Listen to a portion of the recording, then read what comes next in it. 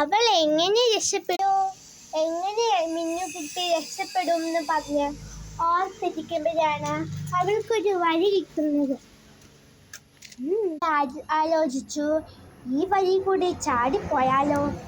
എത്രയൊക്കെ ശ്രമിച്ചിട്ടും അവൾക്ക് ചാടിപ്പോവാൻ കഴിഞ്ഞില്ല. ഹോള് കണ്ടപ്പോഴേക്കും അവിടെ പോയപ്പോ അവളെ ഷോക്കടിച്ചു. അപ്പോൾ അതെന്താന്ന് നോക്കാൻ പോയപ്പോ അവിടെ ഒരു രാക്ഷസി അവളെ ചോദിച്ചു, എന്തു വേണം? പറഞ്ഞു, എനിക്ക് സ്വർണം വേണം. അവളപ്പോ പേടിച്ചു പോയി. അവള് അവിടെ ഇരുന്നൊരു കരിങ്കല്ലും വെച്ച് ആ പെൺപിള്ളേന്റെ തലയ്ക്ക് ഒന്ന് കൊടുത്തു. കിട്ടിപ്പിടിക്കും, മിന്നു ഓടി.